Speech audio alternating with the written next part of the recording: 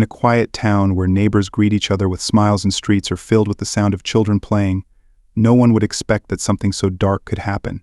But behind the doors of one family's home, a deadly secret was growing. David Moore, a 47-year-old man, was living a seemingly happy life with his wife Linda and stepdaughter, Emily.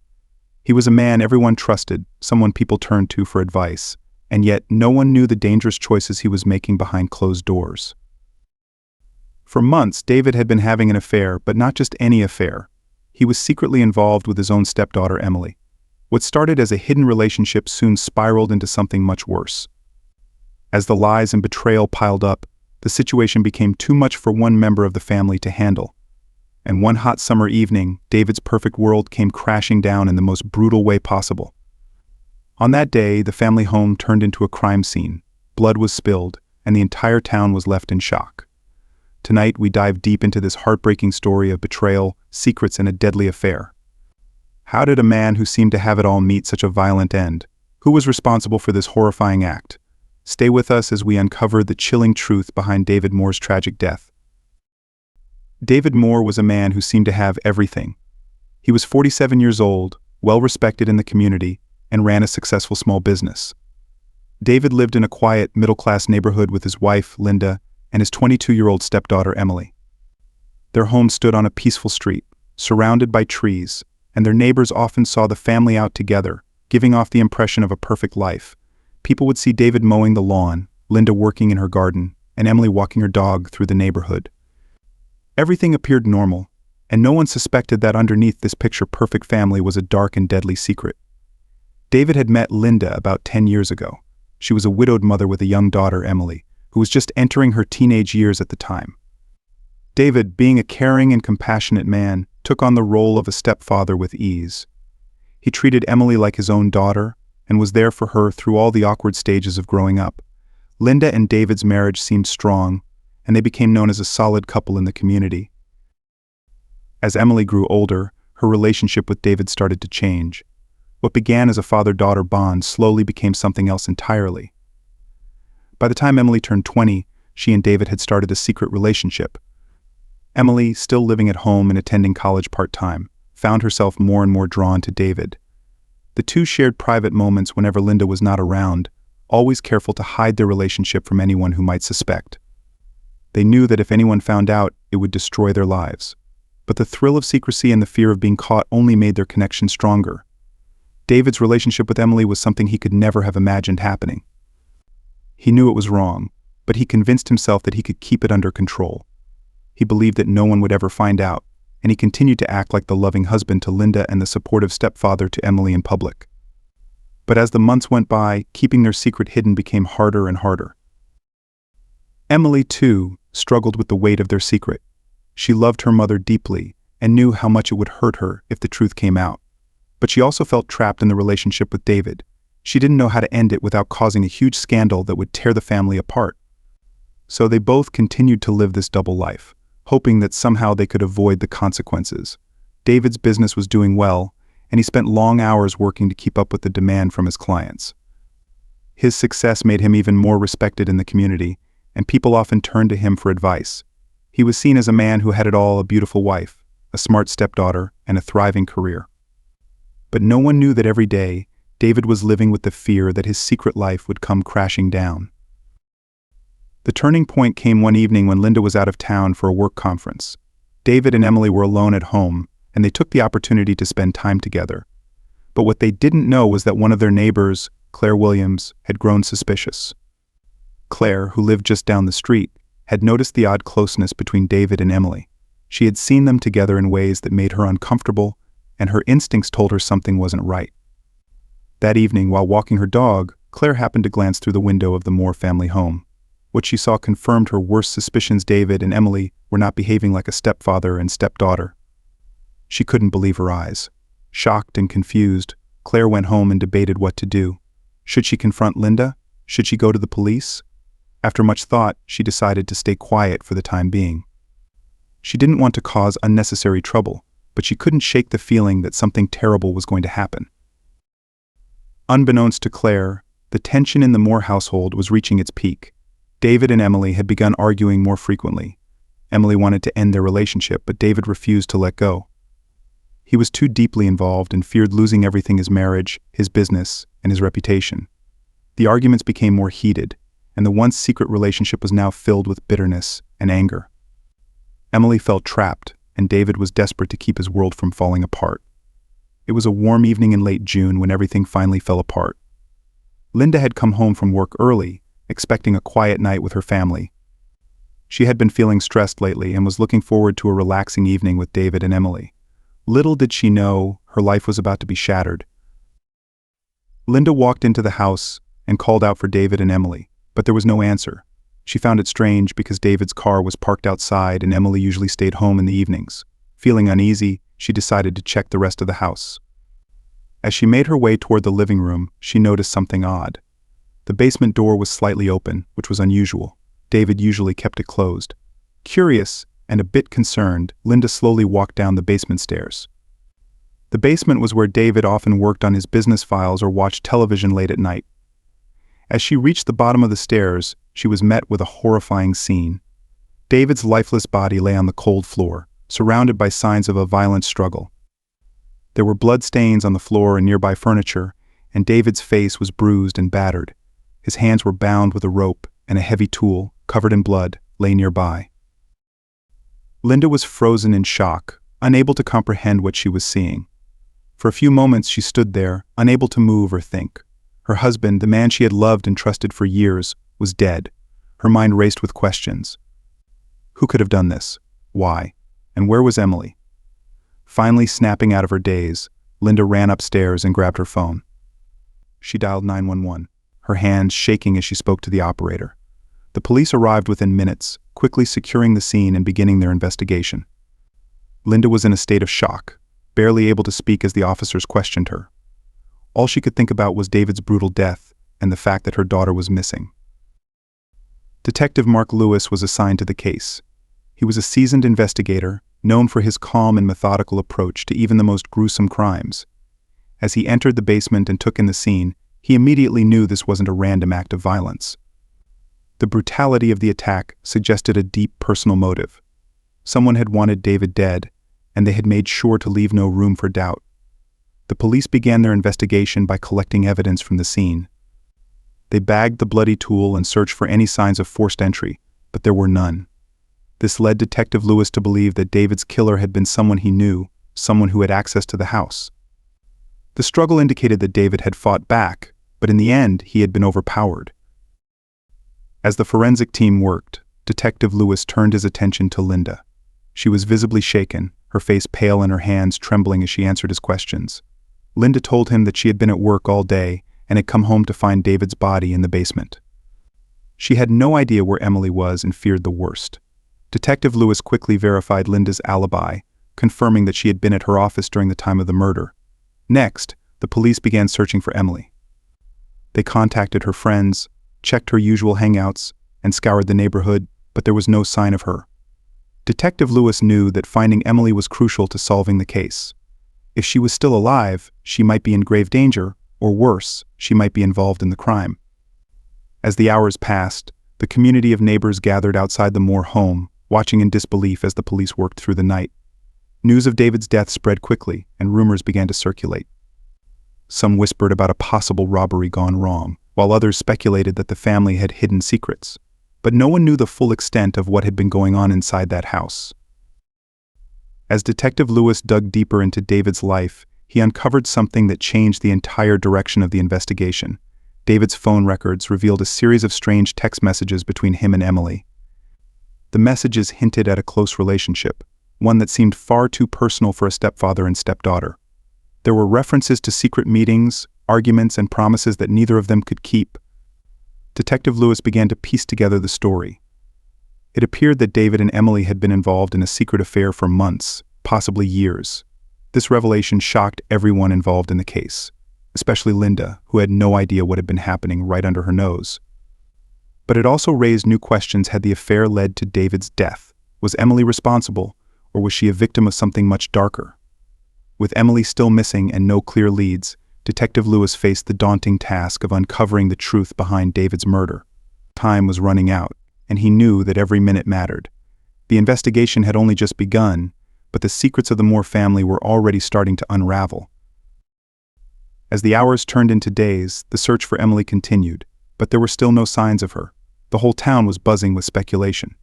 Friends and neighbors who had once admired the Moore family now whispered about the dark secrets that had been hidden in their home. The police worked tirelessly, retracing Emily's last known steps and interviewing anyone who might have information. But everything seemed to lead to a dead end. Detective Mark Lewis was certain that Emily held the key to the mystery, whether as a suspect or a victim. He needed to find her. While searching Emily's bedroom, the police discovered something that sent shockwaves through the investigation. Hidden beneath her mattress was a journal. At first glance, it seemed like any other diary of a young woman, filled with thoughts about college, friends, and everyday life. But as Detective Lewis and his team read further, they uncovered the truth that Emily had kept hidden for so long. The entries revealed her complicated feelings toward David, how their relationship had started, how it made her feel trapped, and how she had grown to resent him. In one of the final entries, Emily wrote about an argument she had with David just days before the murder. She described feeling like she had no way out, that she wanted to escape but didn't know how. This discovery painted a clearer picture of the turmoil Emily had been going through, but it also raised new questions. Had this argument led to David's death? And if so, where was Emily now? While the journal entries gave the police a glimpse into Emily's troubled state of mind, they still needed more concrete evidence to figure out what had happened that night. Forensic experts continued to examine the crime scene, looking for any clues that might have been missed in the initial investigation. They found several fingerprints on the murder weapon, but none of them matched anyone in the family. This raised the possibility that someone else had been involved, someone from outside the home. The next major break in the case came when the police received a tip from a local bartender. The bartender claimed to have seen Emily at the bar 2 nights before the murder, sitting with an older man who seemed agitated. According to the bartender, the man had been raising his voice, while Emily looked nervous and uncomfortable. She eventually left the bar in a hurry, but the man stayed behind, drinking alone. This information was crucial, as it suggested that Emily might have been involved with someone else, someone who had the potential to become violent. With this new lead, Detective Lewis began investigating the man described by the bartender. It wasn't long before they identified him as an acquaintance of David's, a man named Greg Richards. Greg had been a client of David's real estate business, and the two had known each other for several years. But what caught the detective's attention was Greg's criminal history. He had a record of violent outbursts, and had been arrested for assault on more than one occasion. The police now had reason to believe that Greg might have played a role in David's murder. Detective Lewis brought Greg in for questioning. At first, Greg was defensive, denying any involvement in the crime and claiming he hadn't seen Emily in weeks. But as the interrogation went on, his story began to fall apart. Under pressure, Greg admitted that he had been at the bar with Emily that night, but insisted that it was just a casual meeting. He claimed that Emily had reached out to him for help, saying that she was in trouble and needed someone to talk to. Greg maintained that he had nothing to do with the murder, and that after their conversation, they went their separate ways. Despite Greg's denial, Detective Lewis wasn't convinced. He dug deeper into Greg's background and discovered that he had financial problems. Greg had recently lost a large amount of money in a failed business deal and was desperate to get back on his feet. This made the detective wonder if Greg had seen an opportunity to take advantage of Emily's situation, perhaps even using her fear of David to manipulate her into helping him get money or something more. Meanwhile, the tension in the Moore household grew even more unbearable. Linda was struggling to cope with the fact that her husband had been murdered and her daughter was missing. She couldn't understand how her seemingly perfect life had fallen apart so quickly. Her mind raced with questions. Was Emily in danger? Had she done something terrible out of desperation? And how could she, as a mother, not have seen what was happening under her own roof? As the police continued their investigation, they finally caught a break. One of Emily's friends came forward, saying that Emily had called her the night of the murder. The friend, Megan, said that Emily sounded panicked and was asking for a place to stay. Megan told Emily that she could come over, but Emily never showed up. This phone call confirmed that Emily had been alive after David's death, but it also added another layer of mystery. Why hadn't she gone to Megan's house? Where had she gone instead? Using the information from the phone call, the police were able to trace Emily's last known location. Her phone had pinged off a cell tower near the outskirts of town, in a remote area where few people lived. The police immediately organized a search party to comb through the area, hoping to find any trace of her, It was a tense operation, as everyone feared the worst. Hours later, the search party came across an abandoned cabin deep in the woods. Inside, they found Emily, huddled in a corner, terrified and exhausted. She was alive, but barely. It was clear that she had been hiding for days, unsure of where to go or who to trust.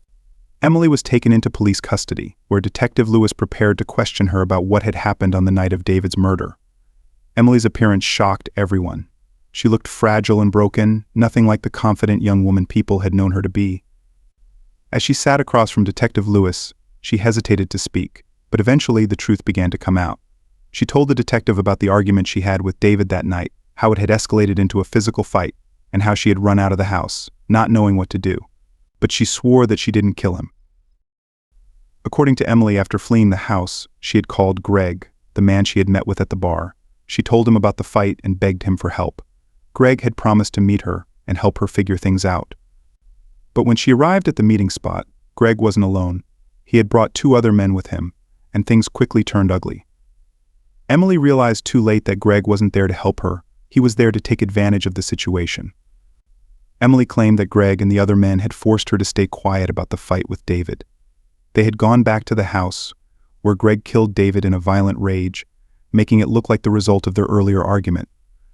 Greg then warned Emily that if she ever told anyone, they would come after her too.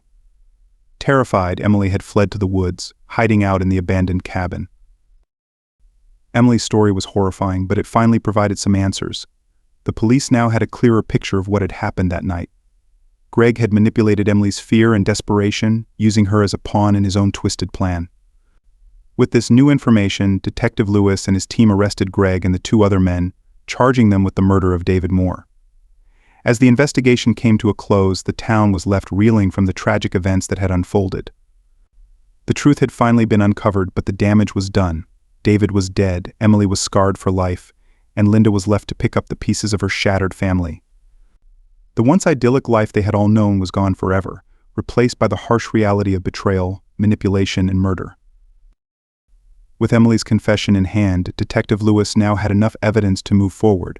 Greg Richards and his 2 accomplices were arrested early one morning. It was a quiet operation. Greg was taken from his small apartment without resistance. The 2 other men, who had been hiding in different parts of the city, were also tracked down. The community was relieved to see the suspected killers in custody, but the full story was far from over. As they were led into the police station, Detective Lewis knew that getting a full confession from Greg would be difficult.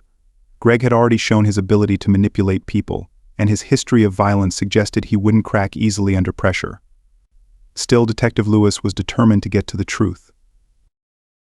The interrogation room was small and cold, with only a table and 2 chairs. Greg sat with his arms crossed, staring at the detective as if trying to read his mind. He showed no fear, no regret, only a calmness that sent a chill through the air. Detective Lewis began the questioning slowly, asking Greg about his relationship with David Moore. Greg played it cool at first, acting as though they were simply business acquaintances. He denied having any deep connection with David or his family. But Detective Lewis wasn't fooled. He brought out the evidence they had collected: the phone records, the witness statements, and most importantly, Emily's confession. As soon as Greg heard Emily's name, his expression changed. He leaned forward, his calm demeanor fading. It was clear that Emily's testimony had shaken him. Greg tried to downplay his involvement, claiming that he had only met Emily a few times and that he wasn't involved in David's death. But when Detective Lewis pressed harder, Greg's story began to crumble. He couldn't explain why his fingerprints were found in the Moore household, or why several witnesses had seen him arguing with Emily at the bar. Slowly but surely, Greg's lies were falling apart. As the hours passed, Greg's frustration grew. He became defensive, lashing out at the detective and accusing Emily of lying. He insisted that she had made everything up to protect herself. But Detective Lewis knew better. The evidence was undeniable, and Greg was running out of ways to explain it. Meanwhile, the 2 men who had been arrested alongside Greg were also being questioned. They were younger, both in their early 30s, and clearly followers rather than leaders. One of them, a man named Kyle Thompson, broke down quickly. Kyle had been involved in minor crimes before, but nothing like this. He told the police that Greg had planned everything from the beginning. According to Kyle, Greg saw an opportunity to use Emily's fear and confusion to his advantage. He wanted to rob David, knowing that Emily would never report it. but things had spiraled out of control. Kyle's confession was a turning point in the investigation. He described how Greg had gone back to the Moore house after Emily's argument with David, intending only to threaten him. But when David fought back, Greg lost control and killed him in a fit of rage.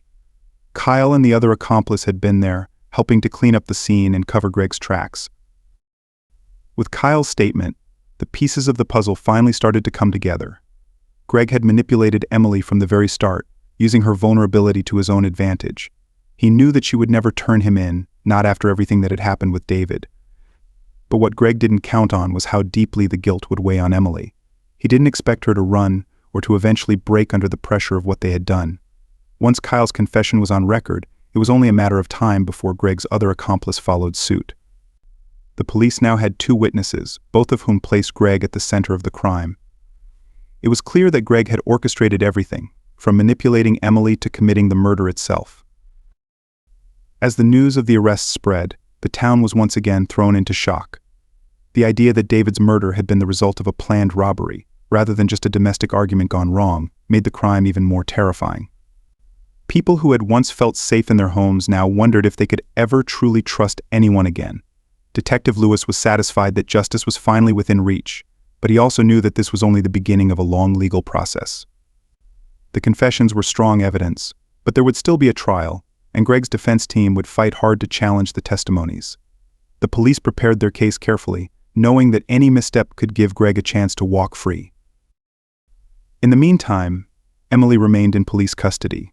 She was not considered a suspect in David's murder, but her involvement with Greg put her in a difficult position. She had been manipulated, yes, but she had also made choices that led to the crime. Detective Lewis struggled with how to handle her case. Should she be treated as a victim, or should she face consequences for her role in the events that unfolded? As the investigation continued, Emily was released into her mother's care, but her life would never be the same. She had lost everything: her stepfather, her relationship with her mother, and any hope of a normal life. She would carry the guilt of David's death with her for the rest of her life, knowing that her decisions had played a part in the tragedy. For Linda, the grief was overwhelming. Not only had she lost her husband, but she had also been forced to confront the truth about the relationship between David and Emily. She struggled to reconcile the man she had loved with the man who had betrayed her trust in such a terrible way. As she tried to piece her life back together, she knew that nothing would ever be the same. The trial of Greg Richards and his 2 accomplices began several months after their arrest. The courtroom was packed with reporters, family members, and curious onlookers. Everyone in town wanted to see how the case would play out. Would justice be served, or would Greg somehow escape punishment? District Attorney Sarah Matthews led the prosecution, determined to hold Greg accountable for his crimes. She laid out the case in clear, simple terms, walking the jury through the events leading up to David's murder. She presented the phone records, witness statements, and forensic evidence that tied Greg and his accomplices to the crime. But the most damning evidence was the testimony of Emily and the 2 accomplices. Emily's testimony was difficult for her. She had to relive the horror of that night, admitting to the court how she had been manipulated and used by Greg. She explained the fear she felt after her argument with David and how Greg had promised to help her, only to turn on her in the end. Emily was visibly shaken as she described the events, her voice cracking as she spoke of her guilt and regret. The 2 accomplices, Kyle and the other man, also testified against Greg. They both described how Greg had planned the robbery and how things had gone horribly wrong when David fought back.